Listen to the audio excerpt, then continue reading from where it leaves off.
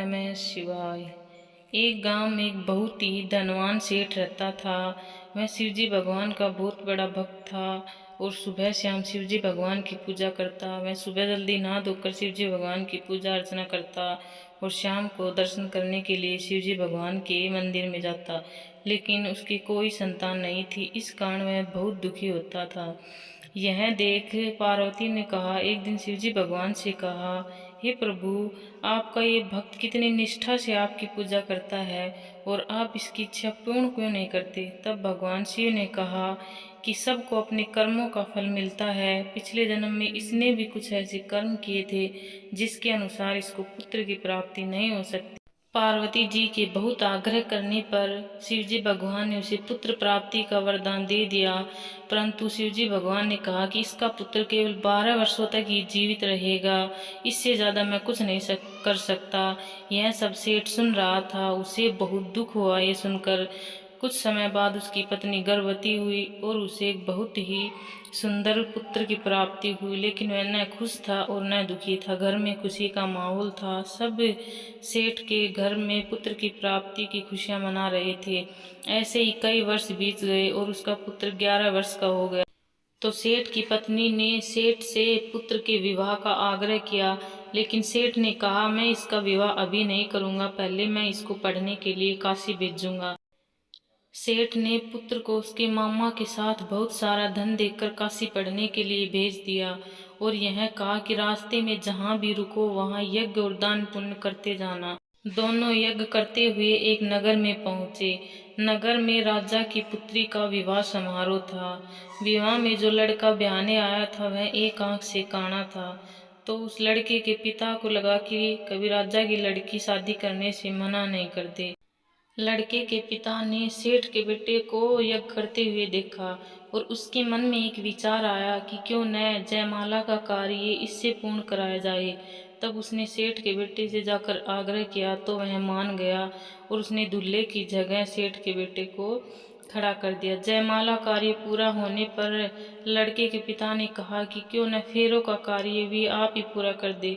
तब सेठ के लड़के ने वो भी कर दिया और फिर उसने लड़की के पल्लू पर लिख दिया कि आपका विवाह मेरे साथ हुआ है और मैं काशी पढ़ने जा रहा हूँ। जिसका साथ आपका विवाह होना था वह लड़का तो काना है।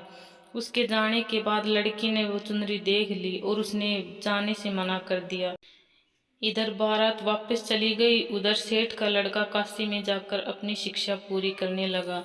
ऐसे करते करते एक साल बीत गया और सेठ का लड़का 12 वर्ष का हो गया। उस समय मठ में यज्ञ चल रहा था।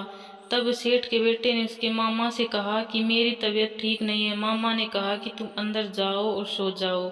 उसने ऐसा किया। तब यज्ञ खत्म होने के बाद मामा ने देखा कि उसका भांजा तो मृत अवस्था में पड़ा है। वह जोर जोर से चिल्लाने लगा, रोने लगा। उसी समय शिव और पार्वती वहां से गुजर रहे थे। पार्वती ने कहा, हे प्रभु, लगता है कोई बहुत दुखी है। तब दोनों उसके पास गए और देखा शिवजी भगवान ने उसे पहचान लिया और कहा कि यह वही लड़का है जिसे 12 वर्ष की आयु मिली थी। अब मैं कुछ नहीं कर सकता। लेकिन पार्वती जी ने शिव जी भगवान से विनती करी, हे प्रभु, आपको इस बच्चे को जीवन दान देना ही होगा, नहीं तो इसके माता पिता बहुत दुखी हो जाएंगे। पार्वती के ऐसा जिद करने पर शिव जी भगवान ने उसे जीवन दान दे दिया और वह दोबारा से जीवित हो गया। उसके मामा बहुत खुश हुए और वो दोनों मठ से घर के लिए निकल पड़े। रास्ते में जहाँ भी कोई गांव या भूखा प्यासा जो भी आया वे उनको दान पुण्य करते हुए घर को लौट रहे थे। यज्ञ करते हुए करते करते वह उसी नगर में दोबारा पहुंचे। तब वह यज्ञ कर रहे थे तो राजा ने उसे पहचान लिया कि यह वही लड़का है जिसके साथ मेरी पुत्री का विवाह हुआ था। उसने उसको महल में बुलाया और राजा ने अपनी पुत्री और जवाई को बहुत सारा धन देकर वो अनेक दास दासियों के साथ उनको वहां से विदा किया। तब सेठ का लड़का उसकी पत्नी के साथ घर के लिए निकल पड़ा और रास्ते में उसने बहुत दान पुण्य किया और यज्ञ किया। ऐसा करते करते वे अपने गांव पहुंचे। तब उसके मामा ने कहा, तुम यहीं रुको, मैं घर जाकर खबर देता हूँ। सेठ सेठानी छत पर बैठे थे और ये सोच रहे थे, अगर हमारा पुत्र जिंदा आया तो ठीक है, अगर हमारा पुत्र मर गया तो हम यहीं से कूदकर अपनी जान दे देंगे। जब सेठानी का भाई उसके पास गया और कहा, आपका पुत्र सकुशल आ रहा है, तो उनको यकीन नहीं हुआ। उसने शिव जी भगवान की सौगंध खाकर कहा तो वे मान गए।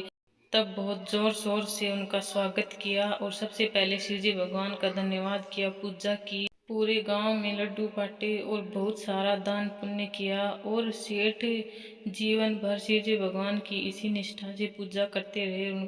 हे शिवजी भगवान, जिस प्रकार सेठ और सेठानी पर तरस खाए, इस प्रकार हर दुखी इंसान पर तरस खाना, उसकी मनोकामना पूर्ण करना।